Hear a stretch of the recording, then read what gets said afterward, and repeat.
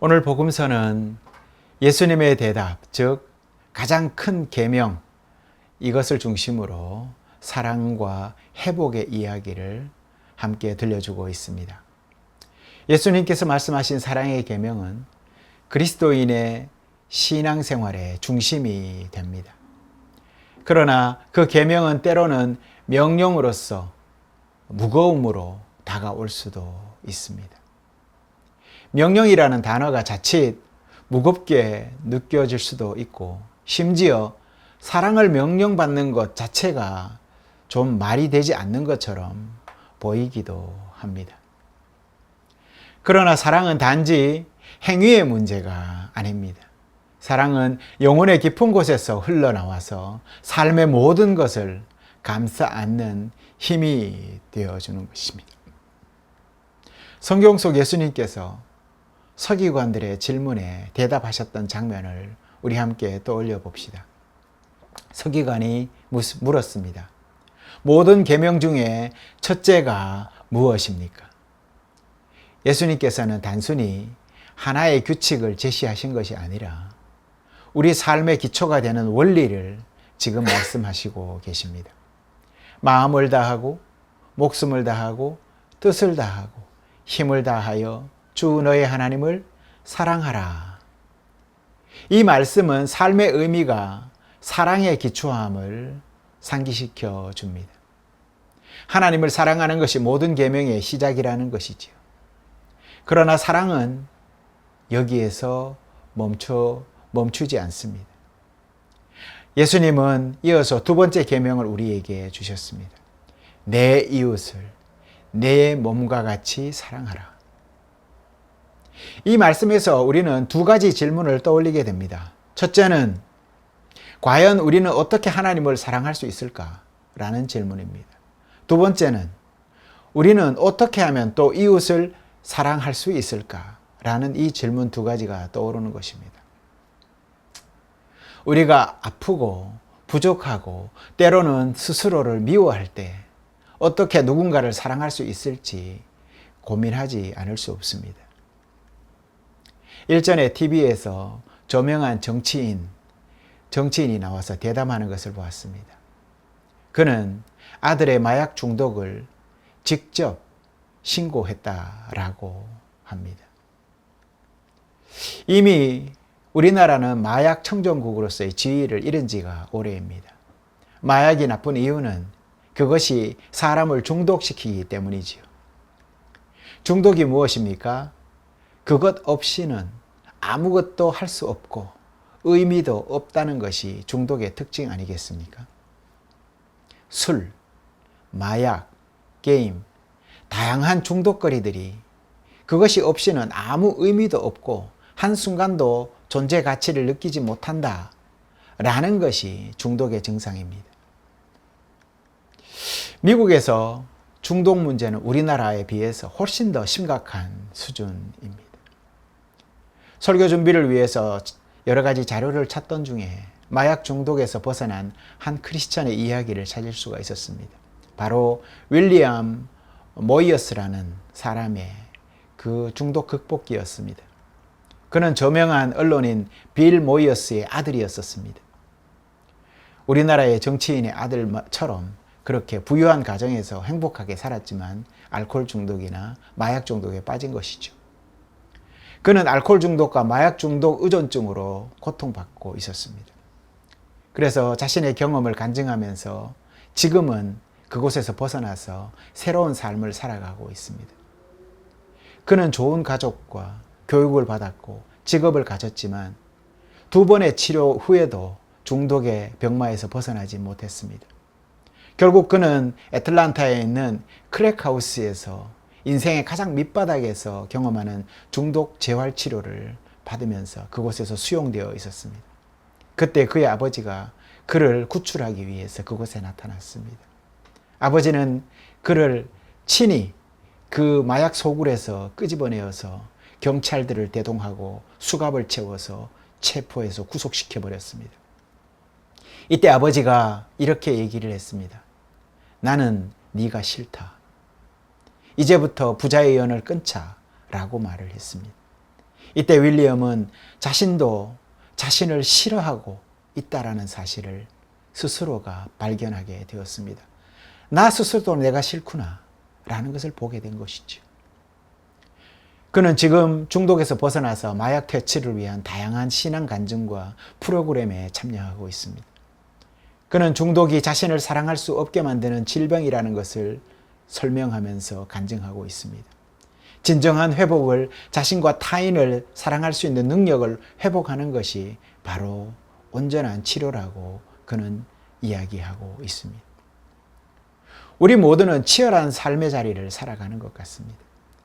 그러다가 때로는 용기를 내기도 합니다. 하지만 어떤 때는 돌이킬 수 없는 낙심과 좌절로 자신을 깊이 혐오하고 때로는 과거에 있었던 상처로 인해서 끊임없이 스스로를 자책하면서 살아가는 모습을 보게 됩니다.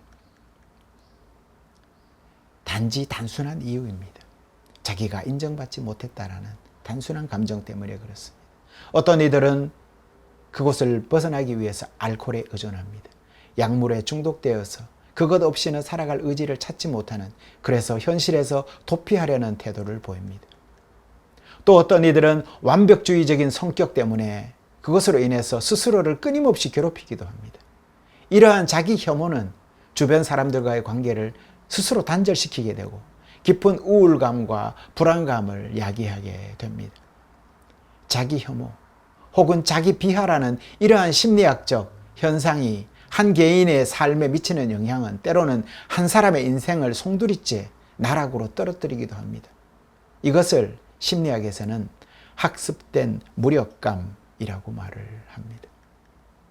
이런 상태에 빠지게 되면 자존감이 극도로 저하되게 되고 마치 늪과 같아서 한번 빠지면 혼자 힘으로는 빠져나오기가 매우 어렵게 되어버립니다. 이런 때에 자기 비난과 완벽주의라는 양립할 수 없는 부정적인 그러한 사고방식에 갇혀버리는 것입니다. 자신을 끊임없이 비난하고 평가절하하게 되는 것입니다. 이것은 마치 자기 내면에서 또 다른 자기가 스스로를 향해서 비판의 화살을 끊임없이 쏘는 것과 마찬가지입니다.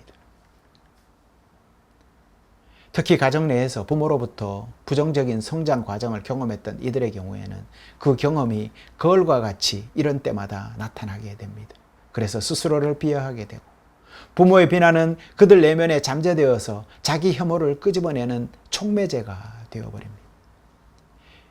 이런 태도를 보이는 이유는 스스로를 보호하고자 하는 본능적인 그러한 방어기제이기 때문입니다. 하지만 이런 방어기제가 그를 방어하거나 회복시켜 주지는 못합니다. 오히려 자기 삶을 더욱 힘들게 할 뿐이죠. 어떻게 하면 이런 상황에서 벗어날 수 있을까요? 어떻게 하면 벗어날 수 있을까요? 심리학자들은 이런 상황에서 벗어나는 것을 자기 수용이라고 합니다. 이는 마치 인지행동치료에서처럼 부정적인 사고방식을 긍정적인 사고방식으로 바꾸고 현실적인 기대를, 그러한 기대를 바라는 그러한 과정과 유사하다고 할 수가 있겠습니다. 현실을 바로 보라는 것이죠. 우리의 영혼의 문제도 이와 다르지 않습니다. 때로는 우리가 스스로를 미워하면서 그 미움은 하나님과 이웃을 사랑하지 못하게 하는 장애물로 등장하게 됩니다. 하나님께서는 우리에게 모든 것을 다해서 사랑하라고 말씀하셨습니다. 그러나 우리는 늘 이 사랑을 온전히 실천하기는 어렵습니다. 우리가 가진 죄와 악함이 우리를 사로잡아서 사랑하는 마음을 가로막아 버리기 때문입니다. 그래서 그리스도인의 사랑이 중요한 것입니다. 예수님께서는 우리의 아픔과 죄를 모두 아시고 우리를 대신해서 자신을 내어주신 분이십니다. 우리가 그분의 사랑 안에서 회복될 때 비로소 하나님을 사랑할 수 있는 힘을 얻게 될 것입니다. 다시 한번 돌아보십시오. 내가 나를 사랑하는가? 나를 사랑하는 그 바탕에서 하나님의 사랑이 우리 안에서 이해되어지고 수용되어진다라는 말을 여러분들 어떻게 들으십니까? 그러므로 회개라는 부분은 나를 돌아보고 그 부정적인 부분들을 하나님 앞에 돌려드리는 것이 회개라는 말인 것입니다. 그러므로 하나님의 사랑은 우리의 치유의 시작인 것입니다. 그 사랑은 우리의 내면 깊은 곳에 있는 상처와 어둠을 비춰주고 우리가 마침내 자신을 사랑하고 그 사랑을 타인에게 전할 수 있도록 이끌어 주십니다.